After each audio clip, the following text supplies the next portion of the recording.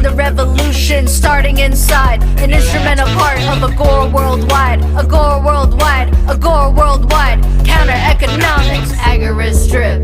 Black market click, move a quick flip. Can't regulate this, Agorist strip. Black market click, move a quick flip. Can't regulate this, Agorist. Agorist. Agorist. Nexus, Agorist. Brandon with the Agorist Acres podcast. I've got my great co-host Dag. How you doing, Dag? Excellent, man. Grinding it out, making shit happen. How you doing? Sweet. Yeah, same, definitely. Great episode today.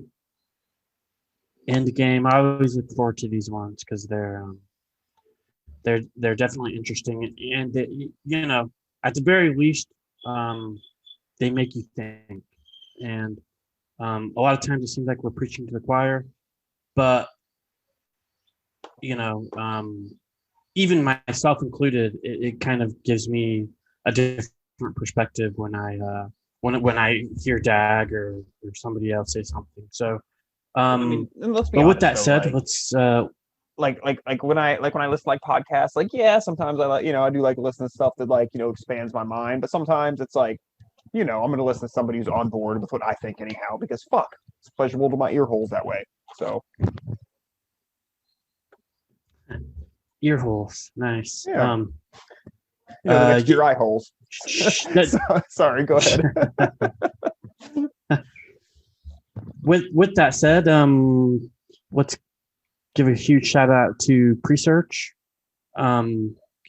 decentralized search engine, earn crypto with every search, kind of a no-brainer, don't be spied on, and definitely use our affiliate link for that, so they know that we're sponsoring. And yeah, huge shout out to them. That, I mean, I don't know, I barely use Google for anything now, so I love Presearch so much. Yeah. I don't know, spelling and maps, that's about it.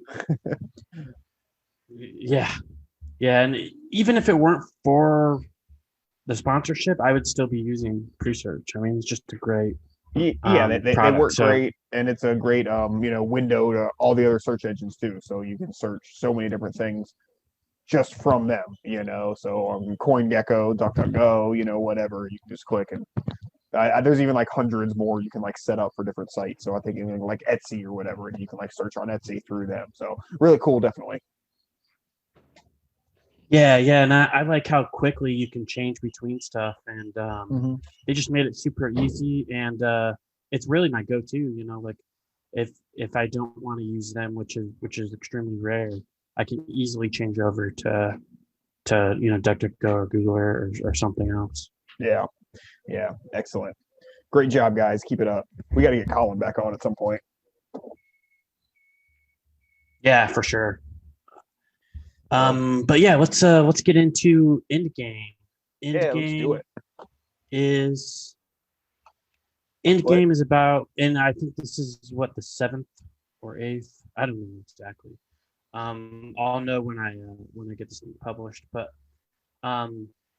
yeah, Endgame is pretty much like, where we think this is heading based on current events. So we try to bring up current events, and you don't necessarily have to watch or listen to the other Endgame episode to before you listen to this one. You can just hop into these or like more recent ones. But yeah, there's definitely stuff that there's definitely important stuff in the previous ones too. But really, the cool thing about the previous one. But yeah, let's get into the first. We in like a year or two, we get to see how right we were back when, we were just spouting conspiracy theory, because it seems like a lot of the stuff we've talked about has come true or happened when, of course, at the time it was, just silly misinformation and conspiracy theory, a lot of which we'll be talking about tonight. We've got a big, central theme, it seems, that, I feel at least a little bit vindicated. I'm not really thrilled about that fact. But yeah, I'd probably rather be wrong than absolutely than write about it. Yeah. So But yeah, it's just kind of the way that things are going, really. You want to start us off with the first? Yeah, I will. So this article one, here? this one is just. I mean, yeah, we can find ways to tie it in, of course, but otherwise, just big news of the day, of course, is Afghanistan. The U.S. it appears basically completely out of Afghanistan, which overall excellent, excellent, excellent. That has finally happened. Not to shadow the fact that there's still like 7 wars going on, etc. But it's just great to finally be out of there. Longest war in American history, like 20 years. Um, I so in situations like this, like it's easy to sound like you're giving particular like praise to like politicians for like pulling out of like a war, but it's definitely not the case, especially when those are the same politicians that help lie us into these wars. So I'm definitely not throwing any praise that way, for sure. But I am very glad that this has finally happened. Now that being said, there's of course questions like what's going to happen now with things like the troops and equipment that didn't get left behind and stuff like that. Of course, they could go to any number of other theaters, but some of the timing with this, I'm definitely feel kind of coincides with the whole ramp up of the domestic terrorism thing, the January 6th nonsense, and anybody who might be seen as a Trump supporter or right wing or whatever is being broadly classified as, domestic terrorist or terrorist adjacent. So that's kind of the fears. They're okay. We finally ended this international war on terror in Afghanistan that started all sorts of bullshit, Patriot Act, etc. But now what? We're just bringing that shit home, which I think has been a fear for a little while, anyhow. But it definitely seems like it's kind of might be winding up to that. So, I guess we'll see. There's been a couple like graphics and stuff that I've seen where they were talking about potential domestic terrorists and everything from anti-government views to if you think that the U.S. government might have violated the Constitution at some point, you might be a terrorist. And then one of the recent ones was if you think that the election was stolen from Trump, if you are against COVID containment measures. Yeah, COVID mandates. Yeah, you might be a terrorist. I just can't help but think like Jeff Foxworthy jokes whenever I do domestic terrorism things. It's all any number of silly things. You might be a terrorist, but yeah, if you just think they might have overstepped, terrorist. Then of course it's so like blatant, like like they can just label anybody who disagrees with them. Like it's just so like silly that anybody can even like think, if you're anti-government, you must be a terrorist. And it's like, but what? Just because I don't agree with this overarching power, because you have to agree with them. It's the whole like, the Bible must be true because the Bible says it's true kind of argument. And I'm not saying whether or not the Bible is or isn't true. I'm just saying you can't use the fact that it says it's true as an argument to prove that it is. So it's just sort of along those lines. But I don't know, man. What are your thoughts? And that came from the U.S. Yeah, I mean that came from the U.S. Department of Homeland Security directly, broadcasted by NBC Nightly News. So yeah, it's definitely we're definitely getting into a time where it's like if you do something the government likes or doesn't like, I mean, you get called a terrorist, and where does that lead, right? Can they throw you in Guantanamo? Indefinitely, maybe. They definitely have the power to do that with the Patriot Act and National Defense Authorization Act, right? So, yeah, I wouldn't put them past that. And I want to touch on Afghanistan real quick too. It kind of seems like a great distraction, and I don't know if it is or isn't, but they definitely knew a month ago that the Taliban was taking over, and a reporter was asking Biden like, what's going on with Afghanistan? Like, do you think the Taliban is going to take over? And he said, no. The Afghan military is 300,000 strong, and we've given them all this money and aid and training and stuff, and they're perfectly fine. But the reason why the reporter was asking that was because they knew that they knew that this was coming. So they wanted to ask him, but also the news made this seem like, oh, it's a some kind of big surprise, but for people who are keeping up on foreign affairs and stuff, they knew that this was coming. They knew that the Taliban was taking over. So, and and we'll post all of our links down below and of all these articles and stuff too, so you guys can fact check us or whatnot. But yeah, fact checkers.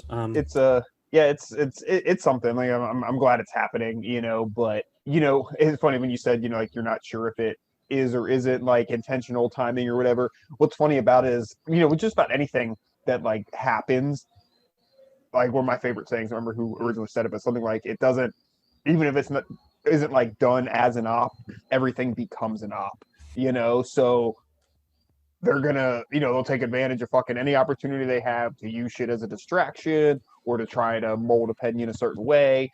And one of the other things that's blatantly funny about this kind of thing is, back when Trump was president, he's talking about pulling out of Afghanistan. All the Democrats and lefties are like, that's terrible, you can't do that because of, whatever, the women and stuff like that. And I mean, don't get me wrong, terrible things happen over there, but like, but now that we have a different president, suddenly it's, oh good, he's pulling out after the mess that Trump made over there. And it's like, I think it was a few presidents ago, if you really want to point the finger at a particular president. But I mean, you can't point at all of them for not getting out of it. But it's just so funny, just quote unquote democracy and just normies and news and the 2 minutes of hate. It's just this is just so funny. The same thing like with the vaccine. Like when Trump was president, all the Democrats, I'm not taking that damn vaccine, and now I'm a conspiracy theorist who's killing grandma if I don't get the vaccine. By those same people. So it's just funny how people's opinions just shift so much when a new tyrant's in office.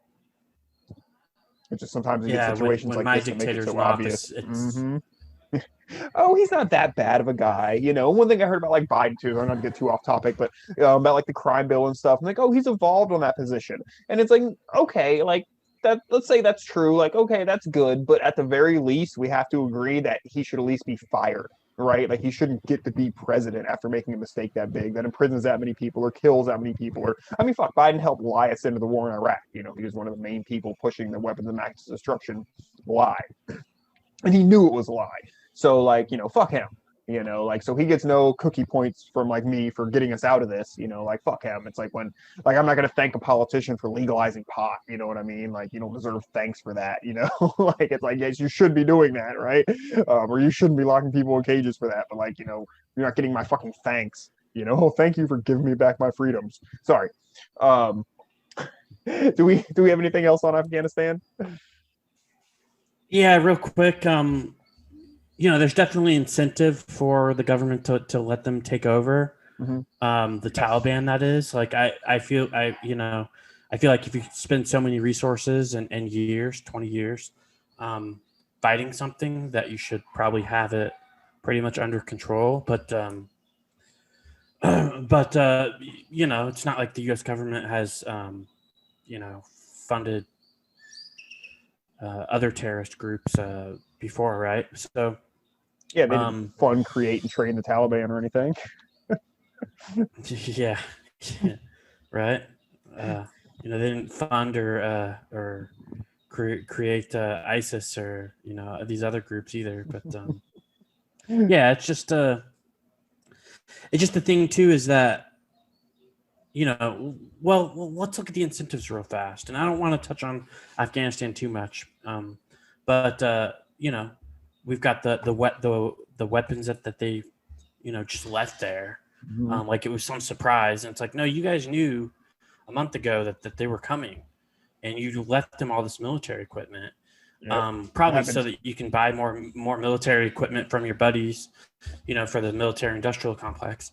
But there's that, and now the Taliban, well, Afghanistan under Taliban rule is has more Black Hawk helicopters than 166 countries. So they're in the top, I think that's 30 or close to. It's either 30 or like 31 or 32 or something. So, but yeah, that's just insane. I mean, and looking at all the weapons and stuff that they, pretty much just gave them. I mean, it's yeah, there just has to be a better way than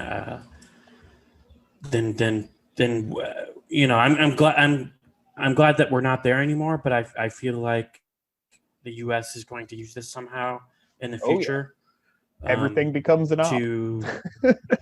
Yeah, everything will always be coming up. Yep. So that happened, and what the intentions are really, might matter one way or another. But for the point you're making about what's going to happen in the future, no matter what happens, they're going to find a way to make it. Now there's all these weapons so we have to go back because of this, or we have to heavily, guard the border. Whatever. I think I'm so bad at geography. Whatever countries border Afghanistan, we have to, we got to post up heavy on them, or whatever. So yeah, there's any number of things, and there's nothing about this really. I mean, with the propaganda machine being so excellent that they can necessarily be negative, for the powers that be. They can use it for whatever, I will take a second to say any white pill that I will take out of this is after 20 years, they could fucking do whatever their intended goal was there anyhow. Thanks to guerrilla tactics and insurgency tactics and stuff like that. We look at desolate or kind of out there mountainous regions that just have not been able to be conquered over millennia that people have tried. And that's really cool. And that's kind of why the Appalachians are never going to be completely conquered or anything, because people know that area, and their particular type of I don't know, patriotic isn't the right word, but at any rate, you're not going to starve them out. You know what I mean? You're not going to go in there and fight them, because you just can't. So there's just a lot to be said for small local resistance. That even some of the biggest governments in the world, or in history, have tried to take over an area and have not been able to do it. Who was it? Fucking Biden was like, oh yeah, you need nuclear bombs and F-15s and stuff like that to take on the U.S. government. Obviously, you don't. You know what I mean? You just have to lure them into a battle and then go hide out in the mountains for 20 years and let them fucking drain themselves. There are a lot of ways to take down an empire without a big fucking hot war. It's and I mean, those are the tactics that the United States trained Osama bin Laden and them to use to help lure Russia into a war. The exact same thing they used on the United States government. So yeah, Soviet Union. Yeah, absolutely. Yeah. So yeah, that's probably the more proper way to say that. Probably not Russia, right? I don't know. And then my only other thing, I guess, is I am kind of upset. I have Fool's Errand, which of course is Scott Horton's book on Afghanistan, and I haven't read it yet. And I'm like, man, now the war is kind of over. I kind of feel like I missed my opportunity. What's the point of reading that book if I can't use it to throw it in someone's face when I'm trying to tell them why we should get out of Afghanistan? But maybe I should just go ahead and read it before it stops being pertinent. But like you said, we'll be back. I'm sure we'll be back. We just can't let that die. Yeah, well, don't quote me on that for sure, but yeah, I definitely think it's a possibility. I'd put money on it one way or another. So anyhow, we should probably move on. Getting to some good Endgame stuff. What we have on the list next: federal employee vax requirements. You wanna lead us on into that? You might have done a little more research than me on that one. Yeah, so basically all federal employees, whether it's federal workers, contractors, even military, people who work at the Capitol building and stuff, they're all required to get vaccines. So yeah, it's and this is coming from a AP article, and that says Biden orders tough new vaccination rules for federal workers. So yeah, it's creepy now that if you work in a certain industry that you have to get vaccinated. I'm not one for working in any, I'm one who's against working for any type of government entity whatsoever, because I don't believe that that's really a way to solve anything. And I've been proven right for, I've been proven right on that many times. No, dude, you got to join it and change it from the inside. Or join the Parks Department and change it from the inside. Just gotta join the Nazis and change them from the inside. If only more people had done that, dude, we wouldn't. Exactly. There just wasn't enough, Did I didn't see anywhere. Did they say when this is supposed to go into effect, or like when they're supposed to have their jab, to use the marketing term that they picked? Yeah, the stab. I don't know the exact date. That's a very good question. See one. Well, I did see a couple interesting stats. So one, it says 4 million people are directly employed by the federal government. So bam, 4 million right off the bat. But apparently there's another 7 million people who could potentially be included because they can also get you for companies that contract with the government. So even if you don't work like for the government, like if you just happen to build a component that goes into traffic lights, for instance, and that might be a stretch. I don't know for a fact that would be the case, but it sounds like just, something that could possibly be as obscure as that. You could be, if you work for a company that gets federal grants to build something, you could just be, just work in a manufacturing plant somewhere and have nothing to do with the fact, like that one of the clients of your company happens to be the federal government. You know what I mean?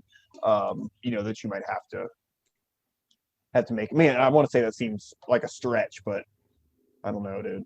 I mean, because if it's saying 11 million people, that's a pretty significant portion of the country. I mean, let's say there's 350 million people in, the United States. That's what, that's what, 3 to 5%, of the country. So. Yeah. Well, it even says that in the article, and exactly what you're saying is that, that potentially this could include any company that has a contract with the government. So if they really wanted to, if they implemented something like this and they really wanted to, the government could just go around giving useless contracts to everyone. It's like, well, no, all your employees have to be vaccinated. All your employees have to be vaccinated. And where would that end? And it definitely feels like something nefarious is going on with these vaccines, because it's like, why are they pushing it so hard for people who are not even affected, like children and stuff, right? Right. So, or maybe you've already had the fucking COVID. You're immune. Yeah. Just stuff like that. Like if you don't have any symptoms, and I hear that children who do get it only have like a symptom for like a day, so it's not like, or like a couple hours at most, if they even do get it. So I mean, it's like, I don't know, it's like, why are we pushing something so hard for a group that doesn't even isn't even affected by this thing? So there definitely feels like there's something nefarious about the vaccine, and I think that, okay, maybe this vaccine is not used.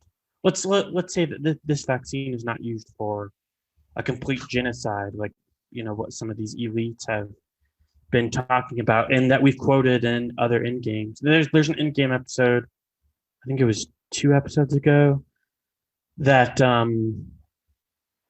Endgame 5, I think it was, where we had quoted like all of these elitists who had like these like I want to exterminate the world type of Yeah, it's quotes. depopulation shit.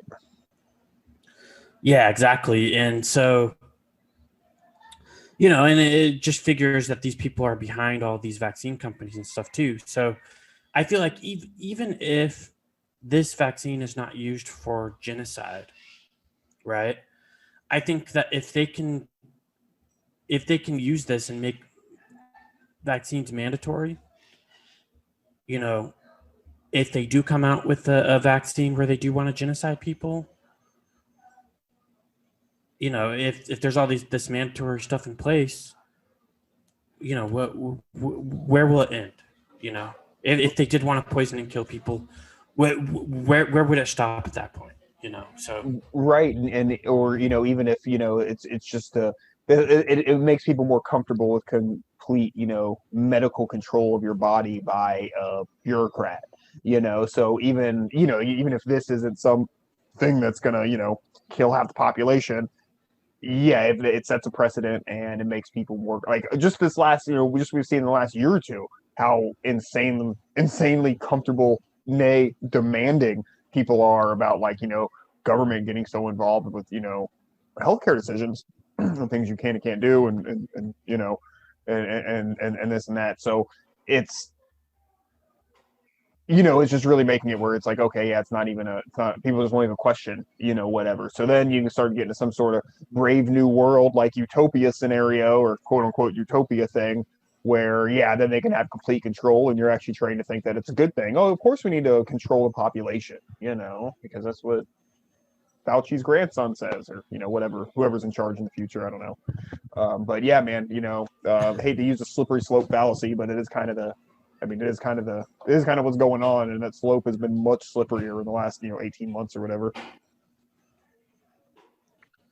Yeah, I mean it's always a slippery slope with extortionist thugs. Yeah. So and one thing in this article that I like, and I've heard a lot of this, is they're like, well, it's not a mandate because they can say, oh, well, you can get tested weekly.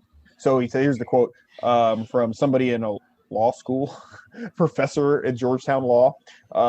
People would much rather roll up their sleeves and get a jab than undergo weekly testing and universal masking, he said. In many ways, this is really not a mandate. It's giving workers a choice. So, of course, it's not really much of a choice, though. You know what I mean? So, yeah, let's just and it'll probably be that one test. What do you call it? The I forget what that test is called, where they jam it up your nose. Yeah, and it's stab going to be the brain. painful one. Yeah, it's going to be the painful one. But it's not coercion. Yeah, yeah, it's not coercion. We're just gonna stab your brain every time you once a week or whatever. So it's like, well, if you really want to make money, gotta get that vaccine or we'll stab your brain. Which isn't funny.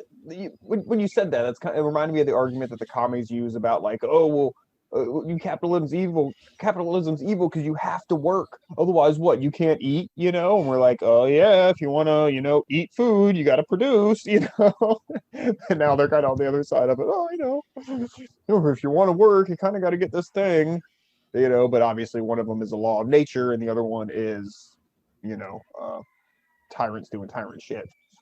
So big difference.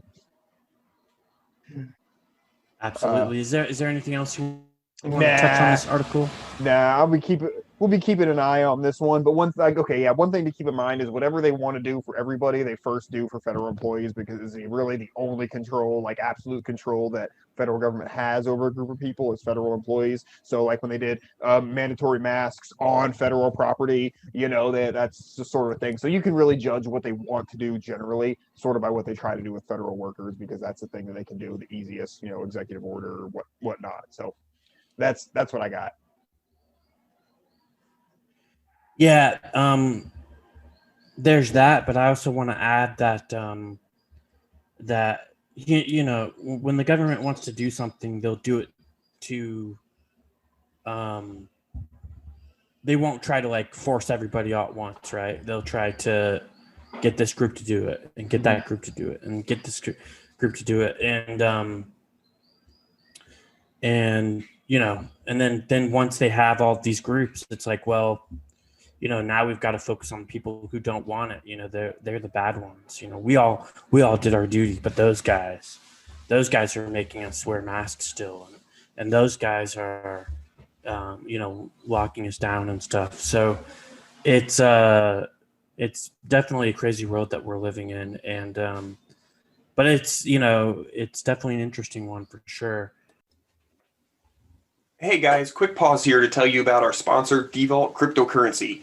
Ticker symbol DVT is a low cap coin with a market cap around 900,000. So there could be room for opportunity here. Not financial advice, but we really like this project. Yeah, the Devault core wallet is one of the best I've ever seen. Very user friendly, super easy to use with cold staking rewards. So it's like getting interest.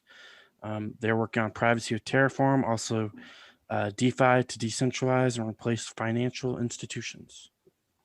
So go ahead and check them out over at devault.cc and get you a Devault core wallet today. Also, be sure to check out the show notes to find exchanges that they are traded on. With that said, let's get back to the show. Yeah, so we'll move on to door-to-door vaccinations with what is this, KGET? The reason that I had this one particular, so the door-to-door thing is not necessarily a new story, but we're still playing catch up here, but it was a big one that I definitely we definitely wanted to talk about. And this particular one was a current article. When they first started doing it, first they started talking about it and then denied that they were talking about it, but when they first started doing it, it didn't really seem like it was being very accepted in a lot of places. There were like some state governors and lawmakers who came out and said that federal door-to-door vaccinators are not welcome in our state, things like that. Lots of public, backlash to it, which is one of the reasons they kind of pulled back and said, "Oh, we weren't talking about that. What are you saying?" But I did read up on it when it was happening, and it was happening. There were a few crews going out and vaccinating people door to door. But this article is just from a couple days ago. It's from the 15th. And this is in Bakersfield, California. So it is still, they are still doing it, in some places. Also, I'm looking at this clip here. It says 103 degrees at 5 p.m. Oh man, it makes me feel better about how hot it's been here. But anyhow, they are still doing it. They're going out and quote unquote educating and vaccinating people, supposedly because it's easier for people than to go out and get the shot at some place. I don't know, man. I mean, if you want it, I guess, go for it, but it doesn't really, I don't really think you need to go door to door. And it's not really a good image. I think that's really one of the big things too, is like, dude, like you're not helping. I talk about this a lot where it's like, if they want to say, oh, why are people vaccine hesitant? Why are there conspiracy theorists? And it's like, because you blatantly lie all the time. You do fucked up shit all the time. Like, so when you start saying you're going to go door to door, like if somebody who's already vaccine hesitant, that doesn't sound good. You know what I mean? Like that's not really the way to win them over. And then furthermore, a lot of people are concerned with how are they getting the information for this? Is there some sort of registry for who's getting the vaccine? Like it's supposed to be private medical data or whatever. The best I've been able to figure out with doing limited research on it is it says they're using information from the census, which sort of sounds like they're saying, okay, here's particular demographics and groups who we feel might be more vaccine hesitant. So that tends to be like minorities and stuff, lower income areas, things like that. So they're going to poorer areas and, like Black and Latino neighborhoods to do a lot of this stuff, which also doesn't seem, seem excellent. Man, and one of the articles that we were gonna do today, okay, we haven't done it yet, but Biden talks about the Tuskegee Airmen, and I think that what he was thinking of was the Tuskegee syphilis experiments, which I don't believe is the same thing as Tuskegee Airmen, who I believe were fighting force in World War II. My history is poor on that, but it's funny that Biden said that when he was referring to the Tuskegee experiments, basically talking about why Black people might be a little bit hesitant of medical care from the U.S. government. which is definitely fair. But it's funny that he acknowledges it, but then that's the neighborhood they're going to with this kind of stuff too. So, playing devil's advocate, like, I mean, on the one hand, like, yeah, I mean, I guess if there was somebody who you wanted to give genuine outreach to, it would be the people who you might have, done terrible things to in the past. But at the same time, like, I don't know, man, it's kind of like, just fuck off, dude. Like, no, you've lost your opportunity, to going back to when you make a decision that kills 100,000 people, you should at the least lose your job, like, yeah, you don't get to come tell people what the fuck they should do with their bodies anymore. Okay. Yeah, exactly. And this isn't the first group that they've experimented on. They let the Navajo like play in plutonium or what was it, uranium. They let Navajo kids play in uranium, and they would watch the effects that it had on them, and they would run tests on them and stuff. So this isn't the first group where the government just said, dozens let's see what happens. Classified things. Some were even, they were like in Tampa. I just know that because it's close to me. In Tampa, they released whooping cough in the 60s, like on civilians, like people, like in public on the fucking street. They did a whooping cough experiment. You can look into it, but there's actually declassified like dozens of times that they went to like cities, particularly poor neighborhoods, and like got civilians fucking sick, to test it. Like, they've done that shit.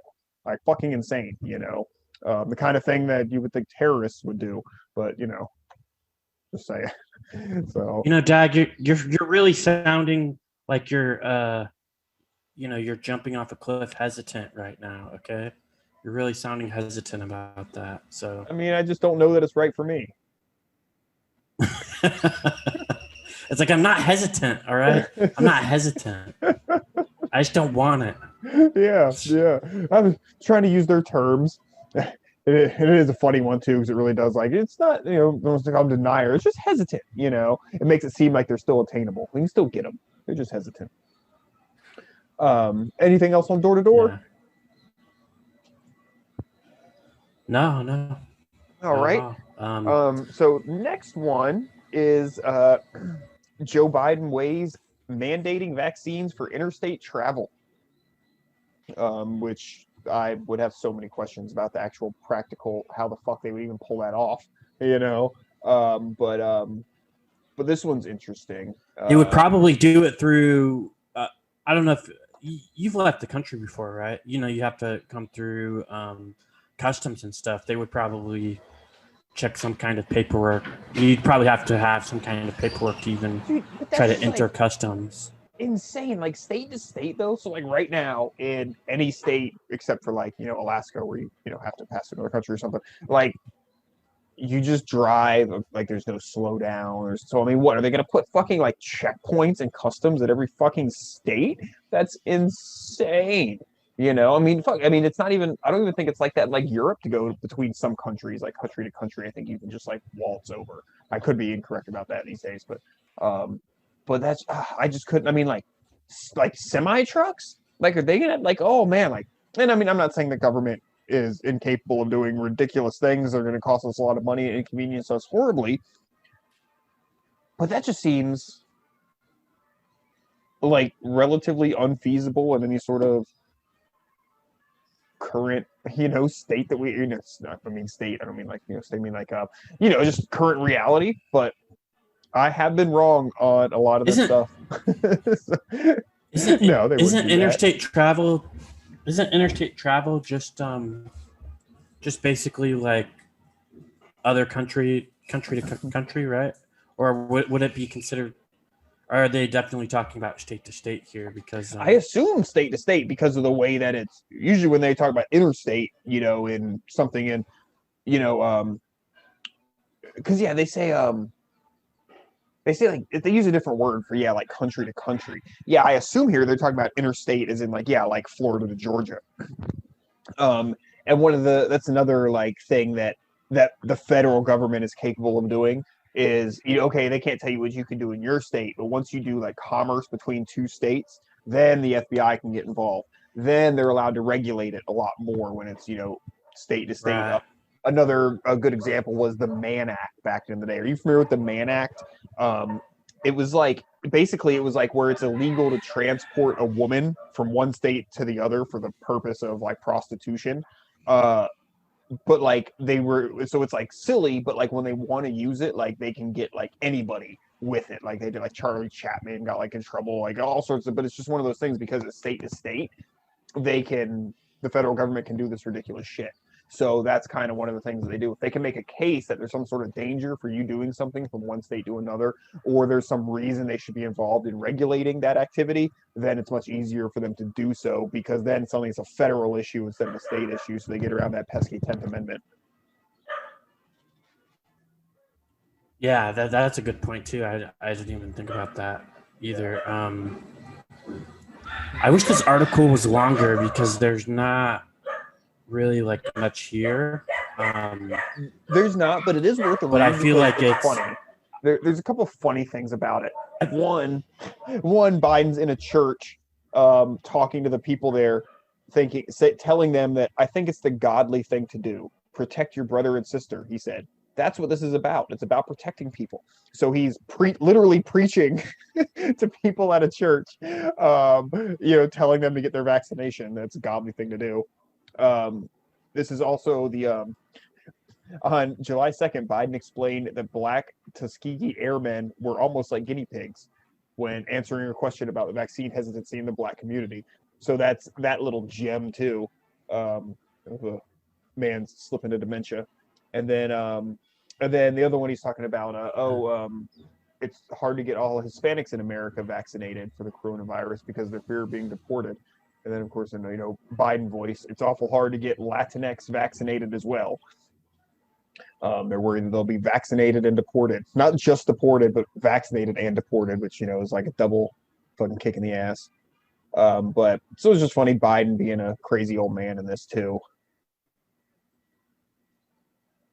Mm-hmm. Oh, and then some good Kamala definitely. quotes. Oh, she's awful.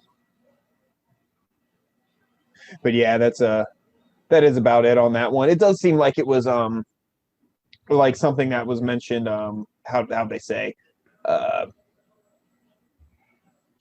in some press release, so maybe they're just like considering it, such as mandating vaccines for interstate travel, or changing how the federal government reimburses treatment for those who are unvaccinated and become ill with COVID-19. So right now, the federal government gives tons of money to hospitals and stuff for, COVID cases and COVID treatments and stuff, which is one of the reasons your healthcare options are so limited if you do come down with COVID, because the hospital's only going to allow what the government's going to pay for. But so I assume that by that, they're going to say, oh, well, if you're not vaccinated, then we're not going to pay for your ventilator, or whatever.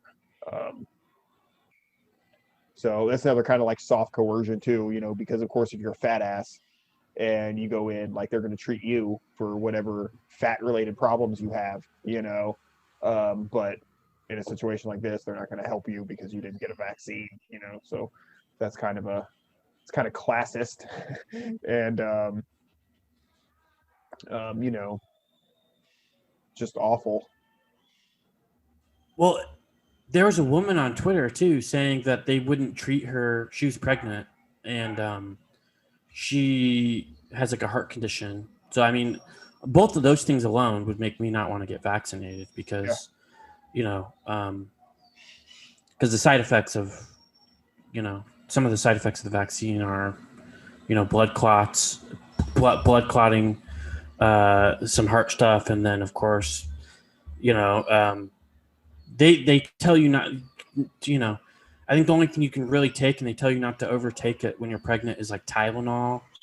And the list is very small. Trust me. Like, I've got 2 kids, so, well, let alone a vaccine, I don't know why they're the CDC is wanting to push pregnant women to take a vaccine. I feel like that's, right, not even FDA approved or any of that nonsense. What were their words exactly? For what? Yeah, their words exactly though were like, yeah, it's a risk that's like it's a risk that's that's worth it or something. And I always think of that Shrek guy when people say stuff like that. Like, yeah, some of you will die, but it's a risk I'm willing to take. Yeah. You know, Yeah. type of a thing. And Well, who the it fuck just are you to tell me what risk is worth it, though? You know what I mean? Like, that's a decision for me to make. yeah, not you. And you know, I don't feel like I don't even think when have doctors recommended pregnant women to get vaccines? You I know, don't any know. other vaccine. You know, I don't think that I can't think of you know, with my personal experience and everybody I know, I can't think of one pregnant woman that was like, yeah, this doctor told me to get XYZ vaccine. I just me personally, I've never heard of it. So again, I'm not a doctor or anything, but it's just super strange to me that they're recommending pregnant women get vaccinated. But you know, Yeah. Well, it's like I said with the kids too. It's just like you know, it's such a big and push then, for everybody. yeah. Well, I mean, and what do they care, right? Like, you know, if something goes wrong, they can't be sued. So, you know, or their friends. I mean, if something goes wrong, they're, you know, the CDC friends who are the vaccine companies. You know, you can't sue them, so they're not liable for any damages. So, Yeah. but I'm ready. I'm getting kind of worked up over that. Well, let's So move on to I'm pretty somewhere much that ready to move on to the next one here. neither you or me have to worry about this one particular, but it is a good bellwether. Is that a word for what might happen other places? And that is New York City to require proof of vaccine for indoor dining, gyms, and entertainment. And isn't the new governor supposedly going to be pushing for it to be like statewide as well? I think I heard something about that. But yeah, Bill de Blasio will require proof of vaccination for most indoor events in New York City, believed to be the first such mandate by an American city. So it's basically anything indoors. Like they put out like some really long lists. One thing that is exempt is outdoor dining. But yeah, I think it's supposed to be something like $1,000 fine, and I guess some bars and restaurants are already enforcing it, even though it doesn't actually go into effect until September 15th, I believe is what they said. I believe that coincides with when kids go back to school. And it's not a surprise to some of us. I'm curious to see how or if or how it goes. Sometimes when it's New York City, I'm just like, fuck, like, I don't know, like, don't live in New York City.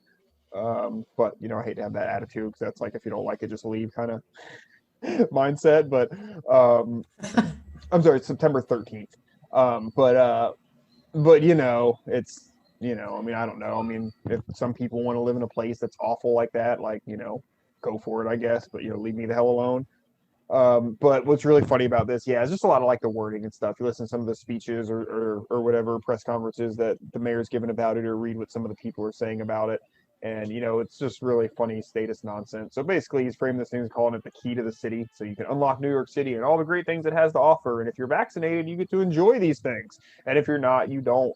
And it doesn't, I had a real hard time finding an article that had a quote of where he said this.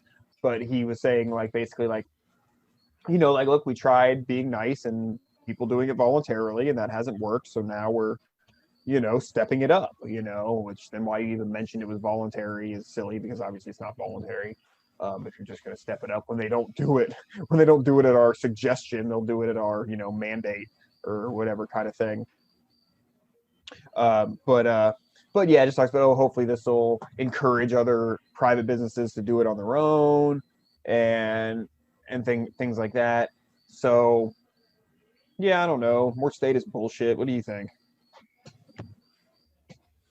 Yeah, I mean it's definitely creepy. Again, like, and this isn't just like if you want to go to a bar or restaurant. This is also for the people who are working in those bars and restaurants. Yes, they won't be able to have jobs if they are point. not vaccinated either. So, so yeah, it's very tyrannical, like, oh, we're not forcing you, but you know, you won't be able to pretty much live or buy anything if you don't get what we want. So it's yeah, it's just coercion using the state, and I mean, even these corporations, like these big tech companies, are making their employees get vaccinated too, like Google and some of these other ones. So yeah, Yeah. that's all I got on it. It's just definitely very creepy times, and you know, it kind of reminds me of, like, I think everything that's going on is like a mixture between Brave New World, 1984, Animal Farm, you know, all of them combined. And You know, I remember there's this debate that I had in 2003. It was like somebody was like, "Well, I think the U.S. is going to be more fascist in the future. You know, I think that's where we're going." And my other buddy was like, "No, we're going more communist, right?" And they both asked me what I thought, and you know, I told them back then that it's a mixture between the two, because you have the welfare programs, and then you have,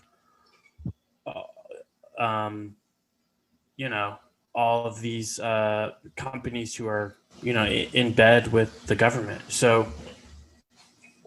it's definitely mixture, and I think that it's scarier with, you know, the mixture than just one or the other, because you've got the worst of both worlds now instead of just, you know, the worst of one.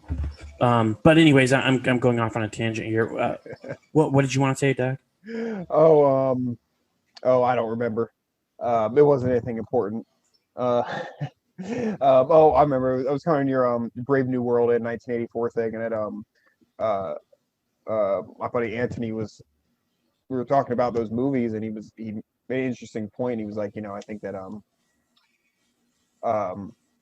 like 1984 is, or I'm sorry, like Brave New World is the carrot, and 1984 is the stick. You know, like, we're gonna get you here to this overall control, but either it's like, okay, is me through the nice, pleasant, like, hey, it's the utopia, and we're just gonna drug you and have complete control that way, or is it like the 1984, like, you know, hey, but if you don't go that way, like, if you're not willing to go to the Brave New World route, then we're gonna send you down the 1984 route, you know, where we'll do it through terror instead of you know, this scientific utopia that they think they're capable of bringing on. But yeah, I don't know. That's it. One thing that's kind of interesting, and this will lead us into our next one if you're ready. The de Blasio administration has been in conversation with leaders of various industries to sell the policy, and news comes weeks after the mayor said he would seriously consider a program similar to France's vaccine passport system, because there have been a few other countries that have done some vaccine passport systems. And I mean, the people in those countries must just love them, right? I mean, we always hear all the time how all these other European countries are always making fun of us stupid Americans because we don't wear masks and we like guns, and, you know, we have a Trump and things like that. So I'm sure that all these other countries just love their vaccine passports, huh? Yeah, You're like, yeah, what the fuck? I'm sure No. that they do. So bring us into our next article / topic is talking about some of these What do you items in know, other countries. France? Yeah, France. What do you know? Fifth consecutive weekend of protests in France over COVID pass, which they are calling pass sanitaire. You know, clean pass, if my Latin serves me correctly. But yeah, more than 250,000 people are expected at 200 demonstrations, an increase on last week. Some articles say that stat, but then also say that, oh, the protests are actually diminishing. But, you know, who knows? It does seem like there have been more of them. I have also noticed, I mean, at least my personal experience, I could be totally wrong about this, but I have seen absolutely zero coverage on this from like American whatever outlets. You know what I mean? I would not know about this if I hadn't heard somebody talk about it on like another podcast. I have not seen anything about this come up on social media feeds or anything like that. So I have a feeling this kind of thing is being definitely suppressed. And I mean, why wouldn't they be? They want to paint the image that that's what good, smart people want is, vaccinations and passports and stuff like that. But it does look like even in France, there are people who still have some sort of semblance of wanting freedom. There are people quoted in this article and other articles I've read who say they are vaccinated. They think you should be vaccinated, but they do not want a vaccine passport. That is creepy and that is terrible. And that is, what's the word I'm looking for? Unfreedomly. That's not the word I was looking for, but that's what I'm trying to get at. So, there are people over there who are opposing this kind of shit, even though they're vaccinated. So they're trying to tie these people, of course, to, right-wing groups, like what they call them, the yellow vests or something. A couple of years ago, weren't there a lot of protests over there about a gas tax or something like that? But of course, a lot of those people were seen as right-wing, so therefore evil. So they're trying to tie a lot of these protesters, just like they are with any other anti-coronavirus measure, people to being right-wing and crazy or, a little terroristy, little Terry. I think that there's a few other countries that this is going on in too. I was trying to find some stuff about it. It looked like in England there's a bit of protest, and actually in Canada, it looks like there's actually been some decent sized protests as well, which I'm pleasantly surprised by because Canada's been pretty awful about this. But yeah, I don't know. It looks like 2/3 of the people in France have already been vaccinated. So, they're moving right along over there anyhow. But yeah, I don't know. That's what I got, man. Thoughts? Two-thirds, huh? Yeah, it also seems like a lot of these media outlets are saying that that there's like high vaccination rates, but it's like a lot of times they don't like give us any sources on it. Right. So it's like, how do you know exactly how many people are vaccinated, how many aren't? I don't see any sources in this particular article. Do you? No. But experts say. Yeah. It's just this group of experts. That's always the source. Yeah. The experts. So yeah, I mean, I definitely haven't trusted the experts because, if we, I guess it's okay, right? Like, I guess the U.S. trusting the experts over the years haven't caused,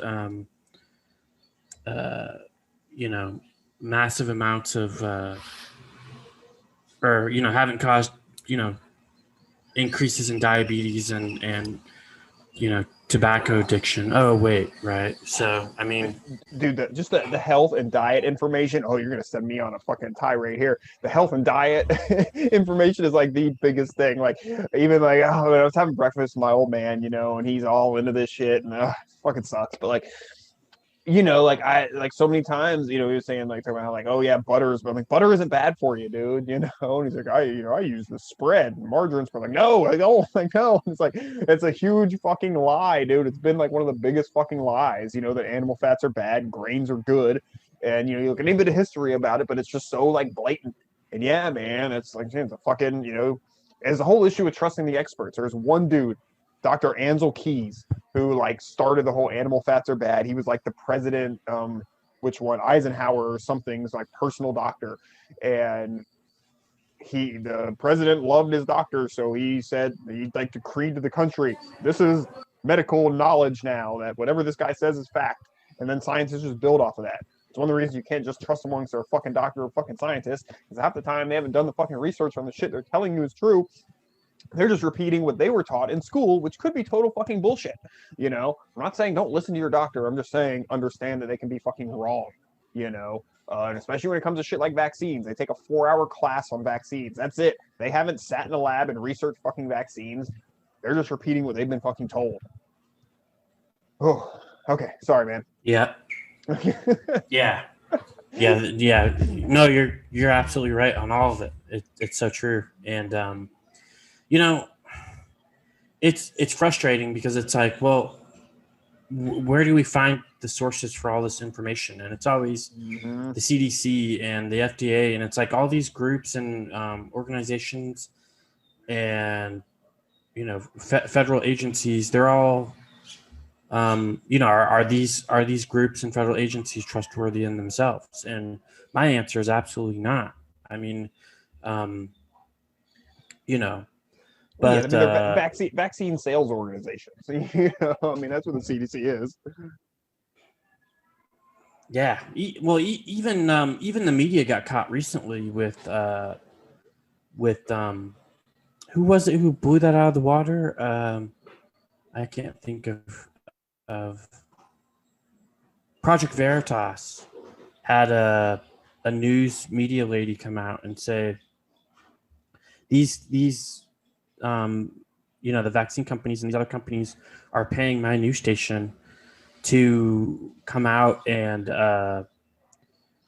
they're paying us for advertisements, but but my news agency is making it look like it's a legit story. And she's like, it's actually a advertisement. And Oh, no shit. it was some this was Project Veritas, happened recently, and she worked at one of the stations in Texas. So I thought that was extremely interesting. And figures too, right? Like, I haven't tried to watch TV, but when I came across it, it was always it's always that these vaccines and what these doctors are saying is positive, and the people who are saying that they had side effects and stuff, well, that that might not be from vaccines. Well, how do you know, right? Like, Yeah, they're always so sure. So- It's not, or oh, if this person hadn't had the vaccine, they would have died from this. You can't know that.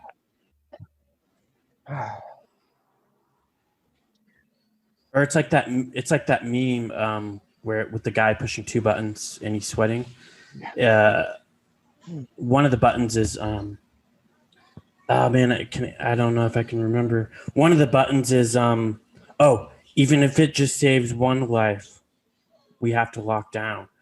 And the other button is, well, even if it just kills one person, that's like, it's a requirement.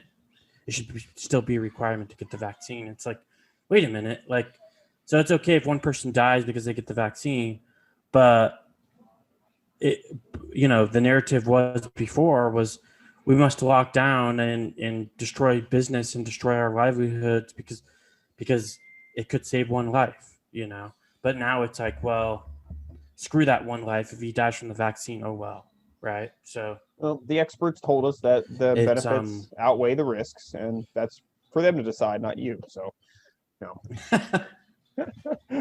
all right. Yeah, the experts told us that your life doesn't matter, and that well, not if you're an anti-vaxxer. That it's a sacrifice that they're.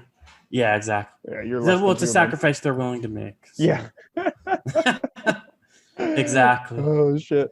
Yeah, we're. All right. So, what was one of the charts we used in one of the other episodes? It was it was a while ago though. It was the dehumanization. Oh, the 10 steps to genocide. 10 stages of genocide. Yes, we did. Yeah, 10 stages.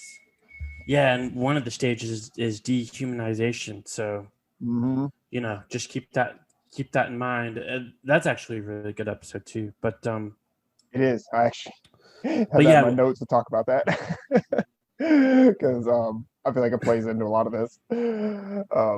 But we'll get into that in a minute. All right, let's take a quick second to shout out Agorist Acres Seeds. AgoristAcres.com stocks a variety of seeds for your garden or homestead. They also have really cool packaging instead of those silly paper envelopes. Buy seeds with crypto, support the counter economy, and become self-sustaining today. Agorist Acres offers fast shipping so you can get started right away.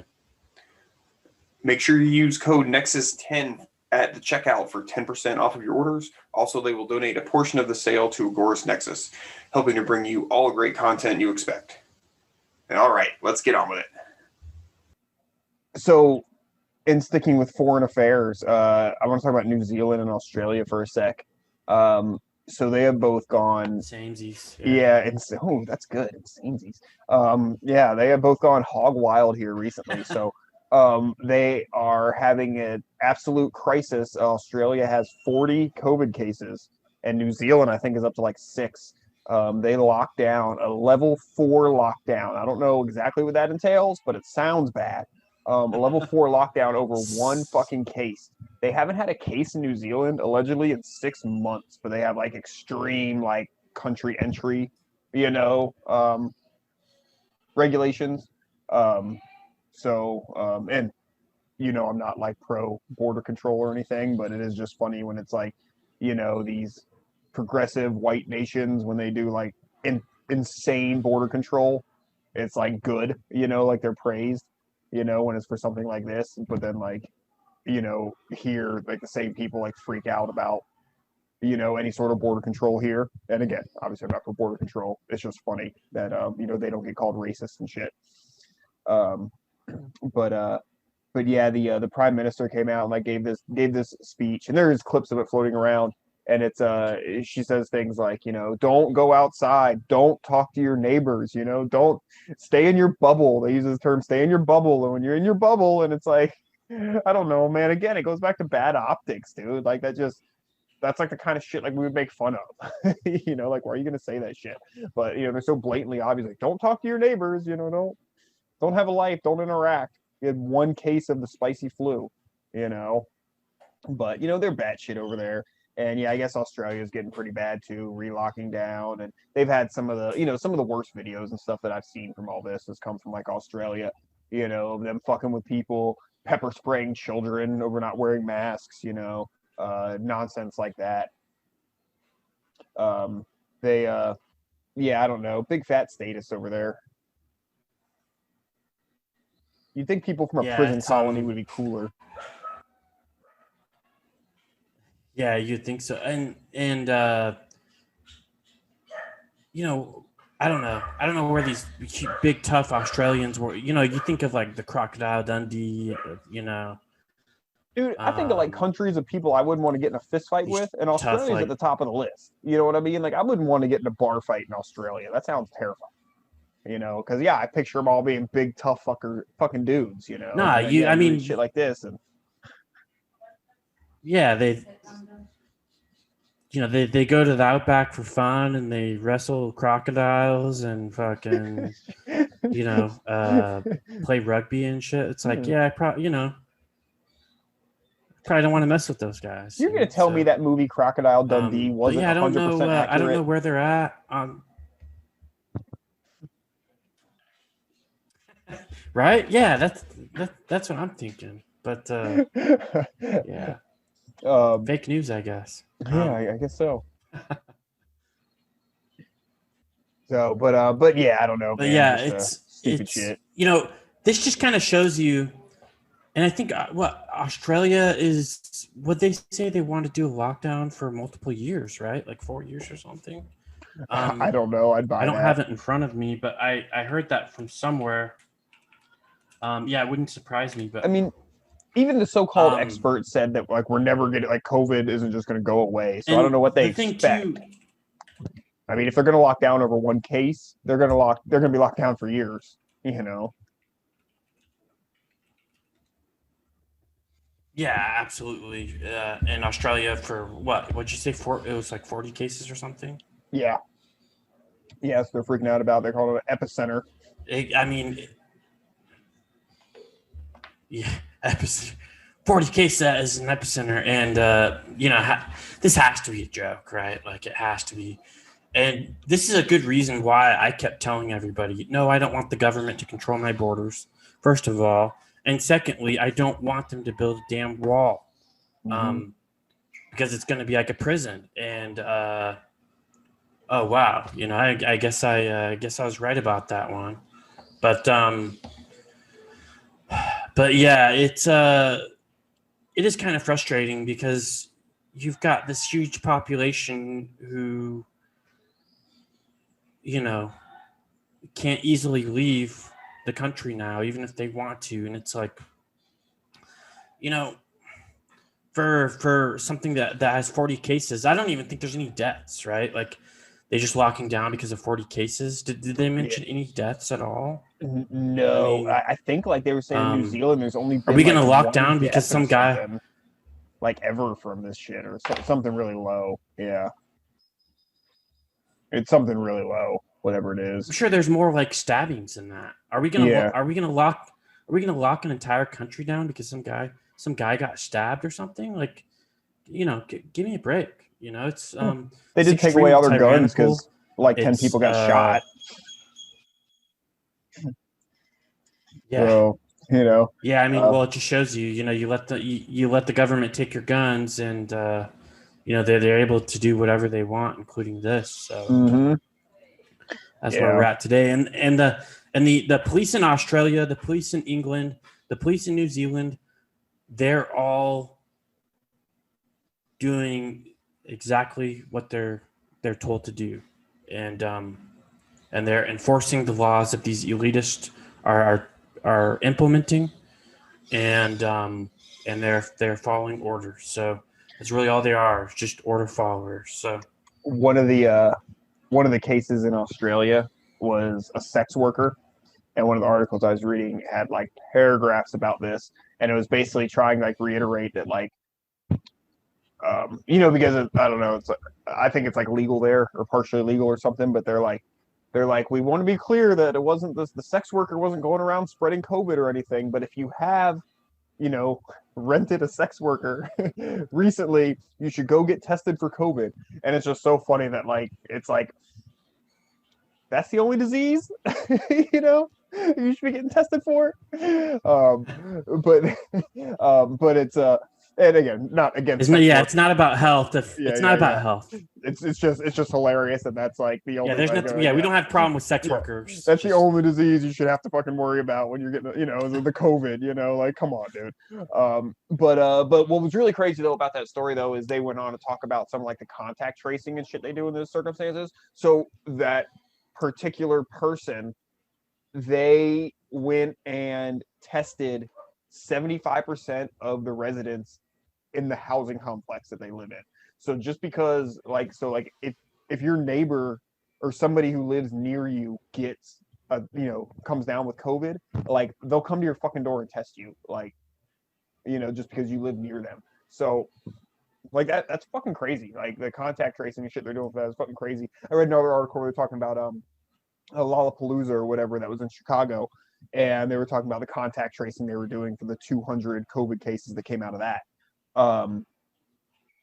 And yeah, man, it's just, you know, it's very invasive, and it's you know, it's a little nuts, but yeah, so they go pretty crazy over there with that for sure. Yeah, it's extremely tyrannical and very concerning, and I feel bad for the people that well, like you said, I didn't even think about it. They can't even leave. Just take a trip or something, you know? Yeah, they're on a fucking island. They're way out there. All right. Well, do we real quick want to go into these these other two? There's not a lot here. I just think they're interesting. The Tennessee vaccine chief. I hadn't heard about this until I read it today. There was this Tennessee vaccine chief who got fired, and allegedly somebody sent her as a threat a dog muzzle in the mail. I assume because of mass muzzling and stuff like that. Well, they investigated it. You know, the Department of Homeland Security investigated it, and turns out she sent it to herself and charged it to her own credit card, as you know, one of these hoax threats through Amazon. Yeah, and the whole thing's just like hilarious. And she got fired because basically she was encouraging children over the age of 14 to get vaxxed and trying to set it up where they could get vaxxed without their parents' permission or knowledge. There's, I guess, a law that says that like once you hit the age of 14, you're allowed to make certain medical decisions on your own. And there's a conversation to be had about what age, you know, you're allowed to make medical decisions without your parents, you know, what have you. But she got fired for that. and there was a whole thing. She was been on like big news outlets. She was on like Anderson Cooper and stuff talking about this and talking about how she was threatened by this, muzzle being sent to her. And yeah, it turns out when it was investigated that it looks like, and I mean, I don't know, maybe there's a really good hacker. What the fuck do I know? But the Department of Homeland Security, who I think would be the best at determining this kind of shit. Unfortunately, I'm saying that. Said that, yeah, it was made by a different account under her name, with her credit card. So that was just really funny. It's anytime there's one of these big like things like the Jussie Smollett thing, or they turn out to be fucking hoaxes, and it just smells like bullshit from the get-go. These people go and make the media rounds and talk about how they're victimized, and it turns out it was fucking bullshit. It just happens all the fucking time. But that shit was really funny. And then I had one other thing, and this was something that I saw, and it's one of the things I try to keep in mind when I deal with friends or family members who are really taken in by this shit, and they're really believing what's going on, and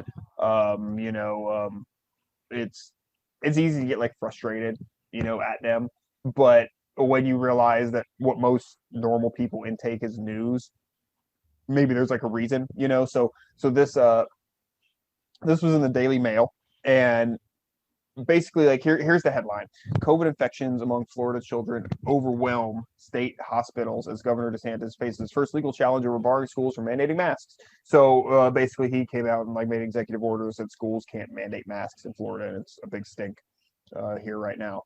But then there's bullet points that reiterate that lawsuits come as Florida children's hospitals are overwhelmed due to COVID-19, and it states that several times. Talks about a particular person, a professor at university, who says all of our children's hospitals are completely overwhelmed with children. They're full, blah, blah, blah. And then it goes down 2 paragraphs later.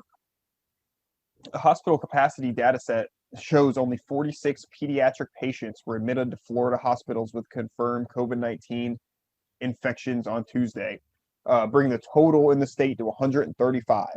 So there's 135 children who are hospitalized who also happen to have COVID. Some of them maybe because of it, but that isn't what that means. But it's direct, conflict with what the fucking headline says, and the article goes on and talks about it. But if you just read the headline and the bullet points, the main takeaways, that's what it's fucking telling you, is that the children's hospitals are packed to the fucking brim with COVID patients. Oh my God, can't we get these young children vaccinated, please? But the actual data actually in the thing, it just goes back to the saying, like, they're not, what is it? They don't have to be, they're not true. They might be factual, but not truthful, so they're able to quote somebody who sounds official because she's a fucking professor somewhere, but she could be a total dingbat, who knows? She says this thing, so we're allowed to put the headline out, this and that, but we're also going to put the facts in there that, okay, yeah, you don't really, yeah, not really, so like 135 for the whole state, like that's like, yeah, and again, those kids could be in there for any other reason too, so who knows? And it just shows you how the media does things, and they basically create their own news and tell you what they want you to, and we've done plenty of episodes on how these government agencies like the CIA have pretty much taken over every single major news outlet in the country. So yeah, really the government controls all media. So they'll use data or however they want to their own liking, and they'll put out whatever headlines they want you to or what they want you to know about. So it's yeah, I've just, especially over the last year, but pretty much always, I've just extremely despised mainstream media, and yeah, I mean, if you can't tell that it's fake after 2020, I mean, I don't know what to tell you. Hopefully, you'll figure out eventually, but what will it take? But yeah, I mean, it's yeah. I mean, if you don't get in the boxcar, you're a bad person, and you want people to die. I don't get in the boxcar for my health and safety. So I get in it for yours. yeah, I do it because I care about you. Yeah, exactly. So I wanted to kind of go over some stuff with you. Where, like, with all of these Endgame episodes and like all of this stuff that has come out with the vaccine, like not only the vaccine but like all the measures and the tyranny and that we've seen, where do you think that we're heading? Do you think that as a whole the globe is headed more towards like more tyranny, or do you think that do you think that we'll be heading towards like a path of more liberty, like and not only as a whole but like as a it's I don't know, man. I go through phases, right? Overall, dude, to be honest, I'm a generally, and might just be my demeanor and my general whatnot, but like, I tend to be cautiously optimistic. I do think that in general, the world is getting to be a better place, than it ever has been. But that's not because of, government or whatever. Obviously, it's mostly technology, and the advancements of, markets actually happening. Obviously, we don't live in a free market, but markets are much more of a presence, in our lives than they were 1,000 years ago, right? They've created a lot of wealth and increase in quality of life. I also feel that, we, or, some of us are in a falling empire, which can happen slowly, hundreds of years or whatever, who knows? So I guess it really comes down to what's going to come up out of that, who knows? There's been a lot of things that have been generally white pilling to me over the course of the last couple of years in the midst of all this stuff, advancements in, crypto and blockchain technology. I think that a lot of this, I think the government has overstepped their hands overplayed their hands. That's the phrase I'm looking for. In a lot of this, the last year and a half, I think a lot of people are quote unquote waking up that might not have otherwise. Some people are slipping further in, but they weren't necessarily on our side from the get-go. I think that some things are being more obvious as to what, there's bullshit out there. Like we were just saying, if you haven't realized after 2020, the media is bullshit. I mean, fuck, dude, but I don't know, man. It's also like the contradiction of like, like to get to a better place, to a more free society, it's like we feel like there has to be some sort of decline or collapse. I'm not necessarily a collapsitarian, but like I hope for the best, but there's going to be some sort of turmoil. I mean, there's going to be some sort of fucking like war, bloodshed, right? And nobody wants that. But at the same time, if we want to get to where we want to be, it's like we got to get through that. So it's kind of like a paradox kind of thing. But I'm overall optimistic. I mean, if I had children, I'd probably be more concerned, because then it's something to worry about other than just your own, health and safety, but I don't know, man. I think that I don't know. I'm cautiously optimistic, but I actually am. It's funny that you brought up the 10 stages of genocide thing before, because that's had a little bit of a recent resurgence. Had some conversations on some other podcasts about that exact thing recently, and I've been thinking a lot about it. And on Escape to Autonomy, we had actually determined that we're comfortably at stage 8 of the 10 stages. I don't remember what stage that is off the top of my head, but we've got 1 through 8 and we're there, so, that's not good, but at the same time, if that gets us where we need to be quicker, then what the fuck ever, bring on fate and destiny. But, ultimately I hope it doesn't have to get to that. I try to be optimistic. a lot of this in a lot of ways went a lot further than I thought it would, you know, and like there's some stuff like, you know, like we were saying at the beginning, like, oh, listen to our episodes from this and see how conspiratorial, what kind of shit has come true that we were called conspiracy theorists for. And there's even a lot of shit we talked about that I was like, I don't know, we'll see, but I mean, it can't get this bad. And, you know, it has some things that like from the get-go, like you were saying, like, this thing, we know it was made in the lab, you know, and I'm like, I don't know, do we know it was made in the lab? But now it's like, that's kind of like, even like the official stance is, yeah, it was like, it came from a fucking lab, you know? And, you know, I was just treating it like it was just the disease that, you know, a natural born, whatever, which, you know, either way, I'm sort of treat it the same way. Honestly, I'd be a little more concerned about getting it, knowing it came from a lab. This is a natural thing. So, you know, but yeah, man, I mean, I've been surprised, you know, a lot of the way through this, you know, for sure. And, you know, I try to, typically in my life, I feel like I'm not the skeptical person, right? Because, you know, like when you're talking to normies, you know, we're the crazy conspiracy theorists, you know, but sometimes I feel like on this program, sometimes I'm like the skeptical one, but like I've been like definitely you know, wrong, you know, a lot of times over the last year. So, you know, who knows, dude? You know, who knows? I'm just gonna keep doing, you know, what we do as agorists. You know, I'm just gonna keep, you know, grinding it out, making markets work.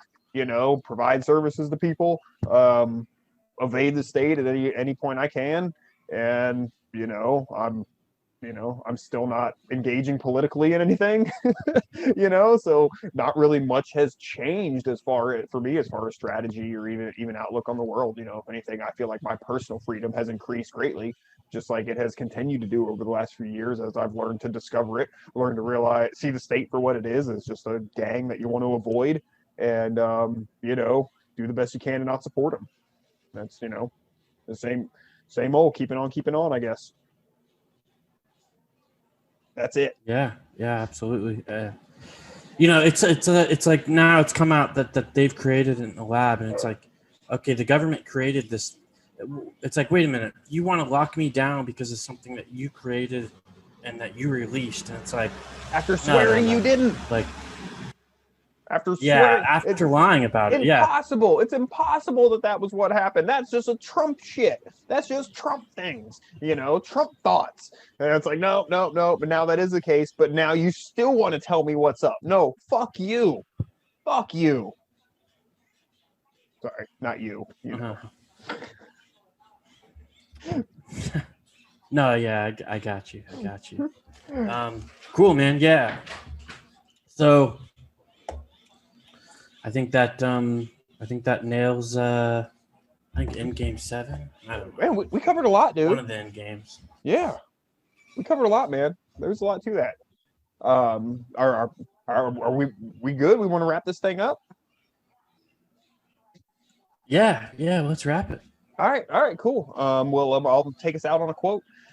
When we give government the power to make medical decisions for us, we, in essence, accept the state owns our bodies. Dr. Ron Paul. Agorist Nexus out.